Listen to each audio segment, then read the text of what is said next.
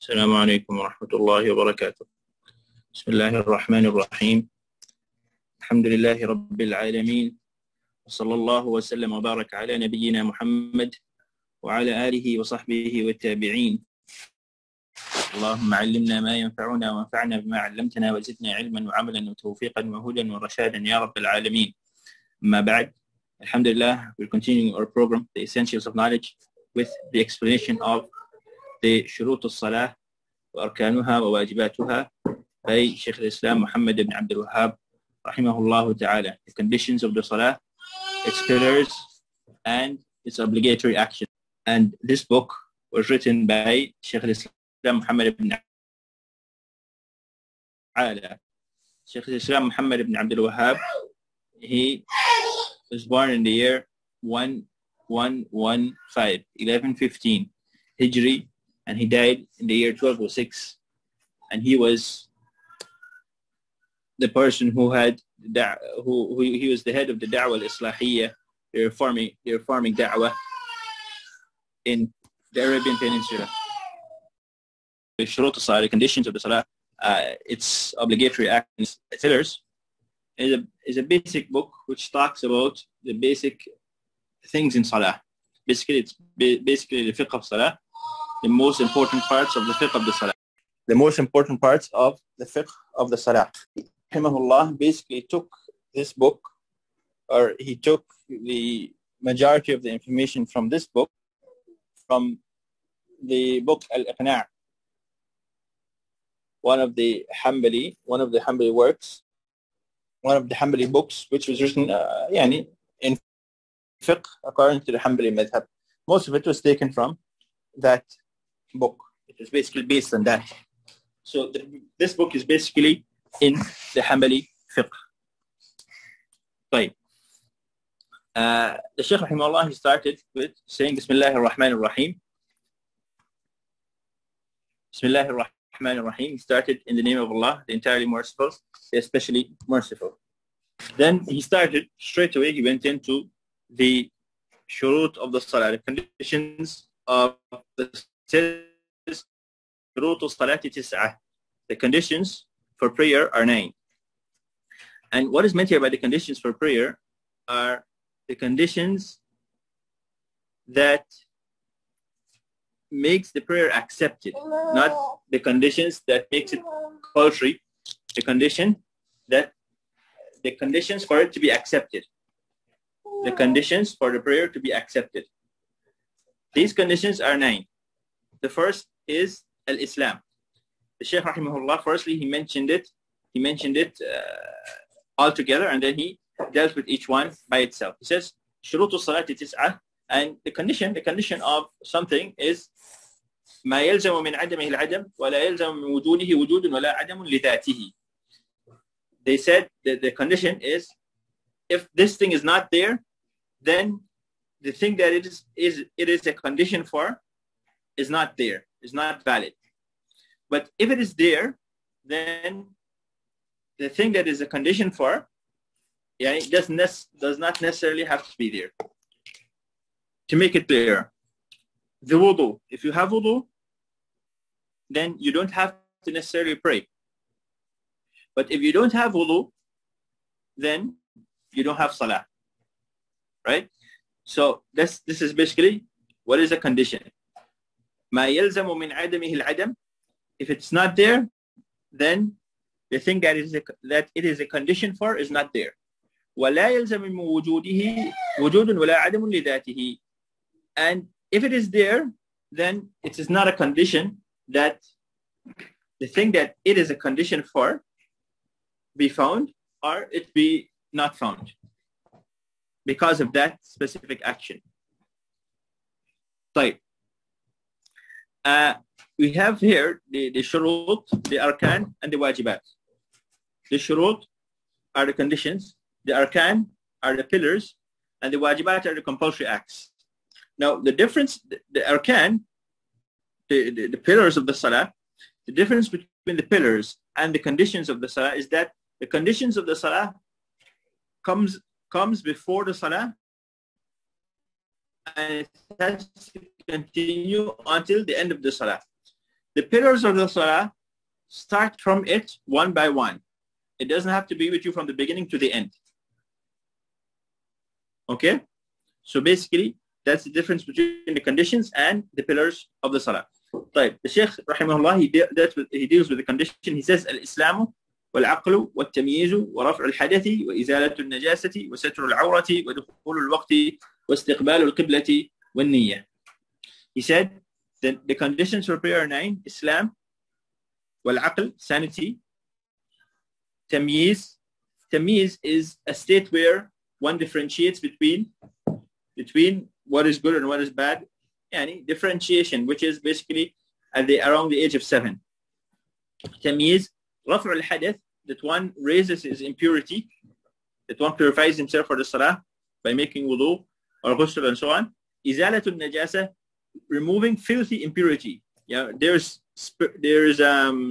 physical impurity and there's like a meaning impurity, an impurity that there's a meaning, like the wudu. Making the wudu, you're making the wudu from things that are not physical, not necessarily physical. It's not a physical state. It's a untangible state that you're in. So the physical impurity you have to remove, and you also have to uplift the intangible impurity. Like وَإِزَالَةُ النَّجَاسَةِ, that is removing the physical impurity. وَسَتْرُ الْعَوْرَةِ, covering the awrah, which is the parts of the body that has to be covered in the salah. وَدُخُولُ الْوَقْتِ, the entrance of the time, that the time starts. So you only pray within the time when it is prescribed. وَإِسْتِقْبَالُ الْقِبْلَةِ, facing the qibla, وَالنِّيَّةِ, and the intention. طيب. The Shaykh, after mentioning it, all of the conditions together, he starts by dealing with itself. He says, الشرط الأول الإسلام. The first condition is Islam, and the opposite of it is وضده الكفر, and the opposite of it is الكفر. والكافر عمله مردود ولو عمل أي عمل, and the kafir, his actions are rejected, no matter whatever he does, regardless of whatever he does. All of his actions are rejected because he never did it in order to please Allah subhanahu wa ta'ala. He never did it to please Allah subhanahu wa ta'ala, and that's the main thing behind the action, behind the action for it to be accepted. طيب. The proof that the actions of the kafir is rejected is the statement of Allah subhanahu wa ta'ala, ما كان للمشركين أن يعمروا مساجد الله شاهدين على أنفسهم بالكفر. It is not befitting that the polytheists, the mushrikeen, they maintain the masajid of Allah while they bear witness of their disbelief against their own selves. Yani they are witnesses that they are disbelievers against their own selves. أولئك حبطت أعمالهم. Those are these people, their actions will be void. So if his action is void, then it is not accepted. Right? So which shows that you have to be a Muslim for your action to be accepted,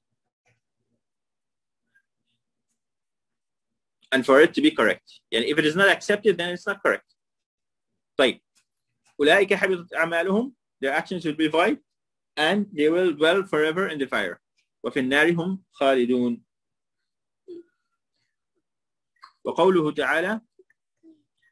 تعالى وقدمنا إلى ما عملوا من عمل فجعلناه هباء منثورا. And his statement, subhanahu wa ta'ala, and وقدمنا إلى ما عملوا, and we will turn back to whatever they did. ما عملوا من عمل, he's talking about the kuffar.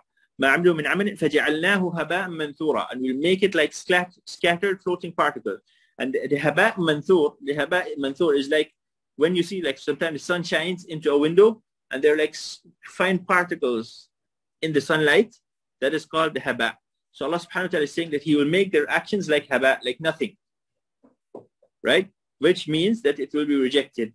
He's talking about the kuffar. So this shows that Islam is a condition for the action to be accepted.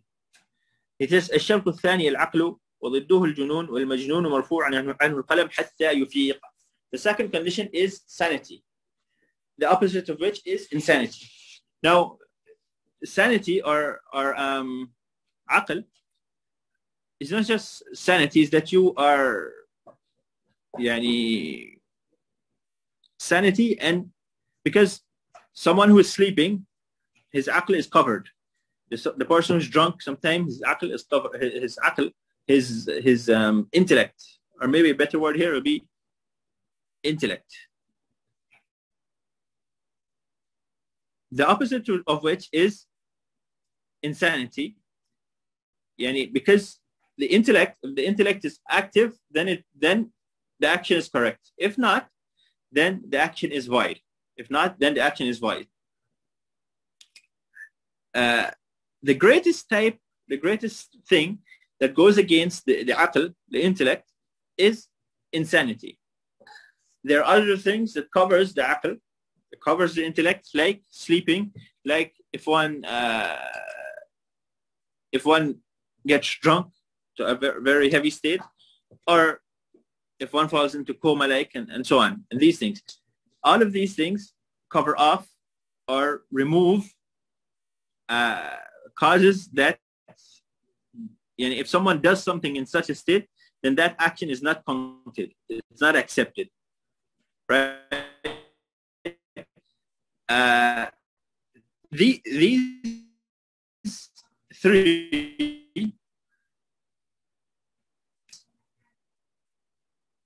three are general conditions for every action of worship. The first three, right? The proof for this, that the person who is insane is his action is not accepted, is the hadith. He says, وَالدَّلِيلُ الْحَدِيث وَالْمَجْنُونُ مَرْفُوعٌ عَنْهُ الْقَلَمْ حَتَّى يُفِيقَ. And the insane person, the pen is lifted from him until he regains his sanity. Now, the proof that the person who is insane, his actions are rejected, is the statement of the Prophet sallallahu alaihi wasallam, رفع القلم عن ثلاثة النائم حتى يستيقظ, the person who is sleeping until he awakes, والمجنون حتى يفيق, and the person who is insane until he regains his sanity, والصغير حتى يبلغ, and the small child until he reaches the age of puberty. So these three, their actions are not counted against them. But this hadith is not a direct proof that the majnoon, the person who is insane, his actions are rejected.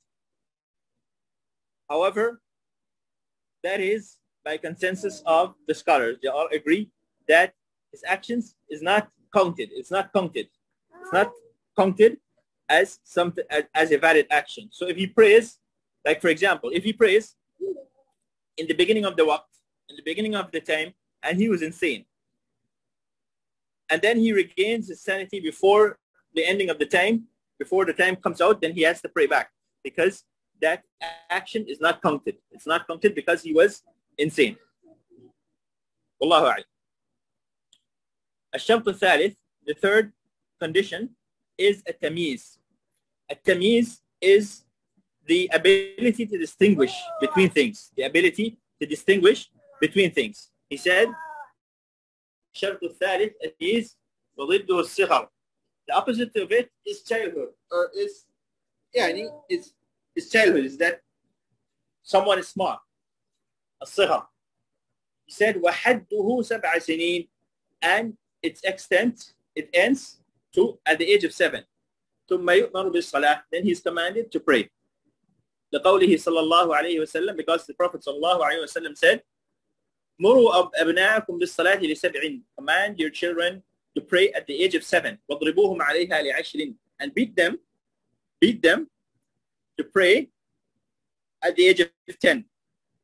وفرقوا بينهم في المضاجع, and separate them in beds at the age of 10. يعني.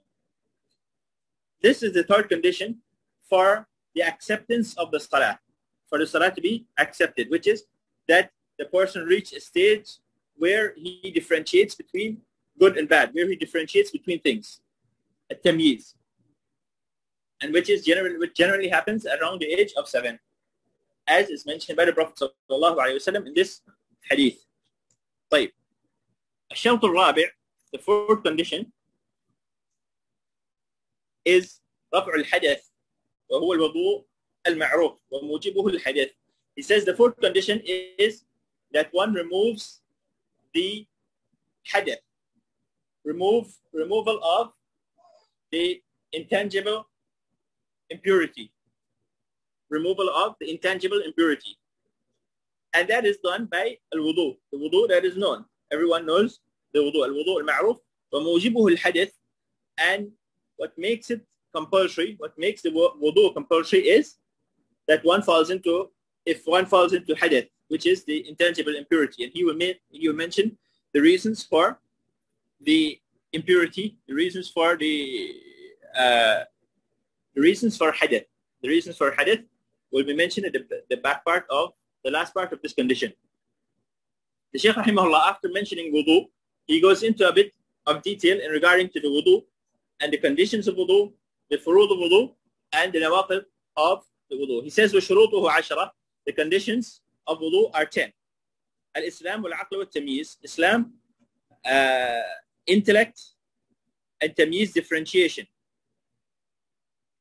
These three we already dealt with. The first three are the same conditions for salah, the same conditions for wudu. He says, when niyyah, and the intention.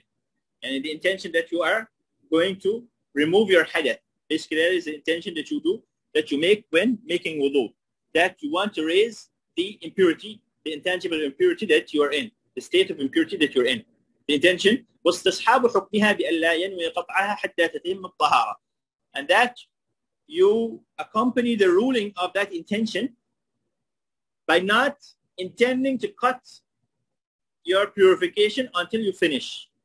Yani not intending to cut off the purification, to cut off your wudu, for example, until you finish the entire wudu. And you have to have the intention. You make the intention at the beginning. And as long as you do not intend to cut off that wudu, as long as there's not a next intention to cut the wudu, then that intention stays. But if you intend, like you start and you wash your hands and your mouth, and then you say, okay, I'm not making wudu, and you intend that you're not going to complete the wudu, then in order to complete the wudu, or in order to make wudu, you have to have a new intention and make back the wudu from the beginning again. It says, وَانْقِطَاعُ مُوجِبٍ, and the things that make the wudu compulsory have to cut off. So like, for example, going to the toilet, urinating, for example, is one of the things that makes wudu compulsory.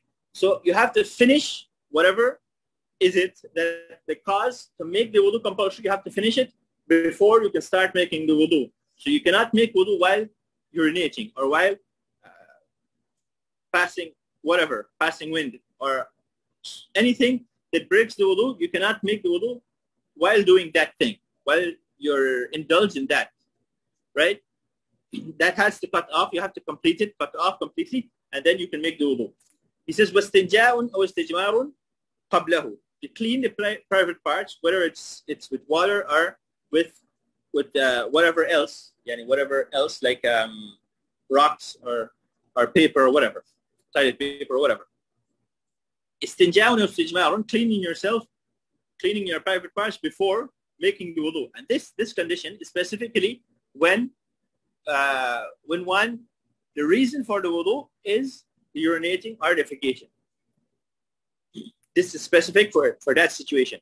Not every time before you go to make wudu, you have to clean yourself first. No. Only if you went to the toilet, then you have to clean yourself first before making the wudu. However, if there's najasa, if there's like urine or anything that is filthy upon your body anywhere else, then you don't have to remove it before making the wudu. You don't necessarily have to remove it before making the wudu. If it's on your, like for example, on your thigh, on your knee, you don't have to necessarily remove it before you make it.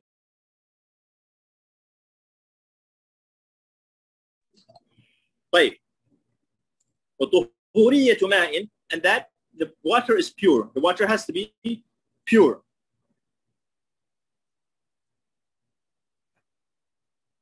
And the pure water is the water that remains in its original form without changing of the smell, the taste, or the color. وَإِبَاحَتُهُ, and that it is allowed. وَإِبَاحَتُهُ, that it is permissible. It's permissibility. It's not stolen. It's not it's not like waqf for something else. It is permissible for you to use it. It's not a stolen water, nor is it a waqf for something else, other than wudu. وإباحته وإزالة ما يمنع وصوله إلى البشرة, and that you remove anything that prevents the water from reaching the skin.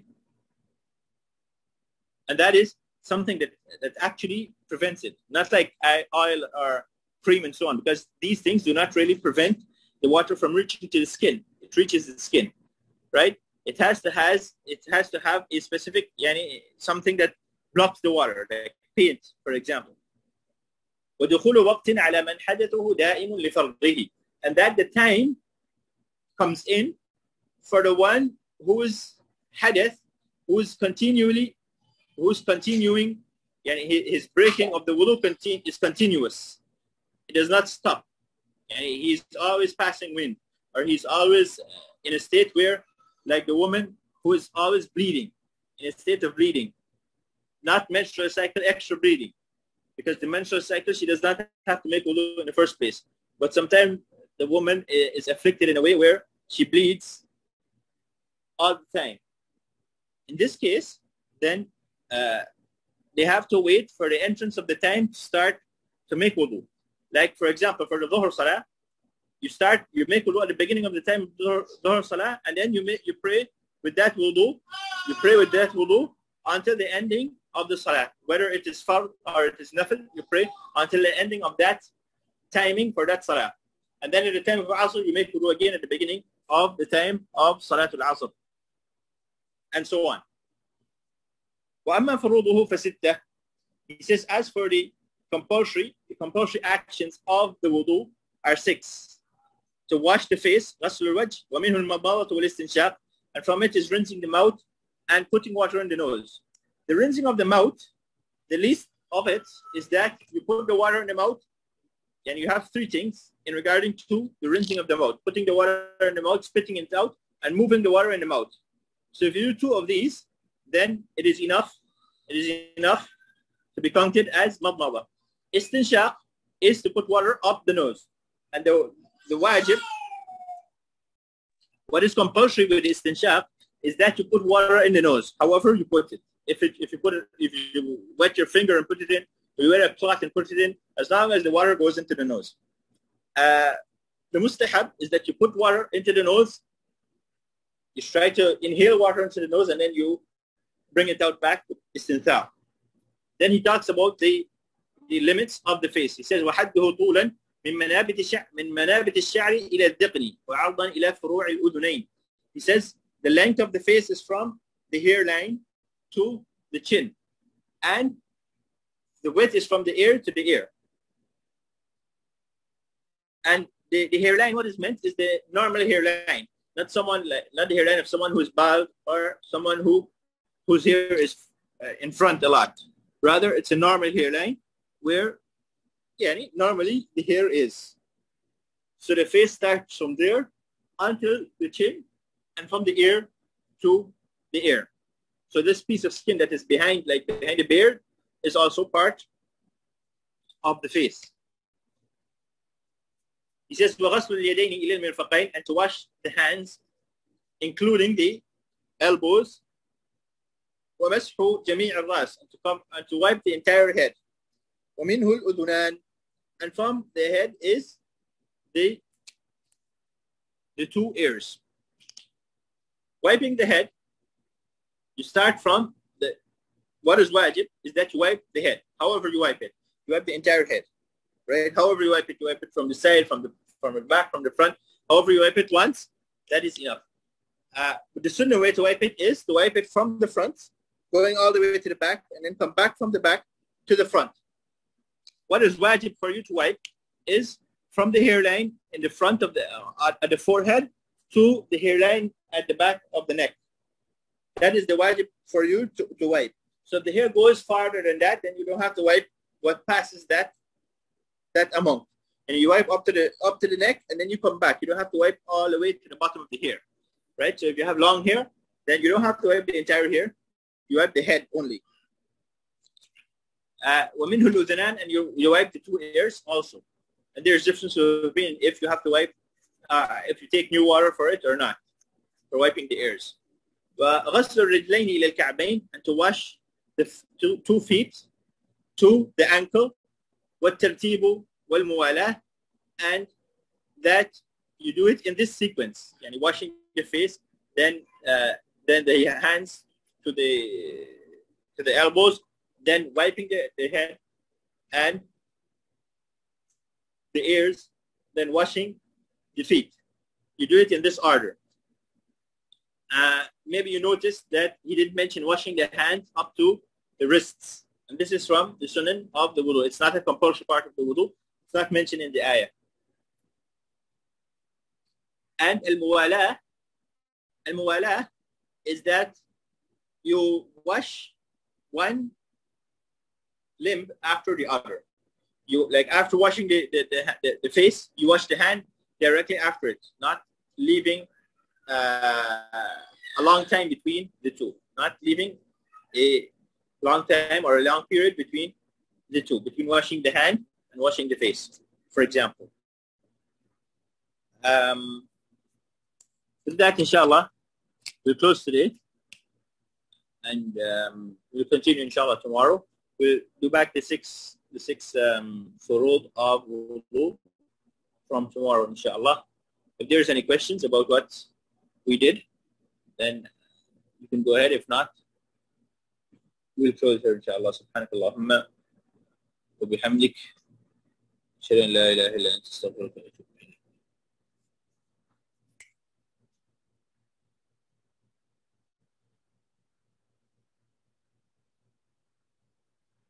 Wudu is still valid if a woman does it during menstruation? No. The wudu, menstruation, you don't have wudu in menstruation, because menstruation is a major hadith, which is a state where the wudu doesn't make any difference. It doesn't take you out of the impurity state. You have to make ghusl.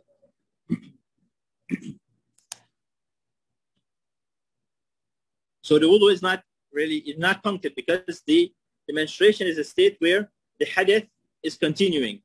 You didn't finish the cause of the wudu. You didn't finish the cause of the wudu. That have to complete the cause of the tahara, whether it's ghusl or wudu. It's not finished. So when it is finished, then is when you can make wudu, and the wudu is punctured, or you can make ghusl and the ghusl is punctured. The blood that we were talking about is called istihaba. Istihaba is not menstruation. It's like extra bleeding. It's extra bleeding that happens when someone is afflicted by something. It can be an injury. It can be something inside that causes bleeding, and the bleeding continues. Like one of the wives of the Prophet ﷺ had this situation where she was bleeding constantly, and she would pray, and they would put a bowl under her while she's praying, and the blood will flow out because of the amount of blood that she was bleeding all the time. The blood never stopped. So in this case, that person makes wudu in that case, and if the blood is continuous. But like menstruation is only a period of time. And in that time, you don't have to pray, or you don't have to do anything that has that you have to make wudu for, because like touching the mushaf, you're in a state where you cannot touch the mushaf. Now, I don't know if that clears the question. Ali radiallahu anhu, when asked about excessive madi, he was asked to clean off the impurity and make wudu. So in case of any impurity like it is there, then wudu can be done if it is not washed. The madi is something that comes out from the private part. So it's the same thing here with it's like urine and defecation, and it takes the same ruling. If that comes out from the private part, it has to be washed, it has to be cleansed before making the wudu. However, if the najasa, if the impurity is on something else, like on your knee, you had your child and your child urinated and some of it went on your knee or on your foot or on your hands, right? You don't have to, well, in your hand you have to wash it out before, because you have to wash the hand in the wudu. But like on the knee is not a place where you have to wash in the wudu. So you can make wudu even if that najasa is there. And then before you pray, you have to remove the najasa. But it does not affect the wudu from being correct. So the Mahdi takes the hukum that you have to do istinja or istinja before making the wudu in that regard. When it deals with the Mahdi. Can a kafir make wudu to touch the Quran? The answer is that you do not give the kafir the Quran. Allahu A'lam, if you can make wudu to touch the Quran, I don't know about that. And the answer is that the kafir should not be given the Quran. Maybe you can give them an explanation of the Quran, like the translations and so on, but the Arabic Quran, they should not be given that. And then even the translations or the explanation, because the translations are basically explanations of the Quran. If you're in a state where you are safe from they doing things that are not respectable to the Quran or to the explanation of the Quran, the translation of the Quran, then they can be given it in such a state, the explanation of the Quran. But if in a state where they will respect it. But if you're not sure, then the answer is that you should not give them the Quran or an explanation of the Quran, anything that has the name of Allah and so on, that they may deal with it in an improper way, with the intention of washing off sins. All of this you can make. These are extra intentions that you can make.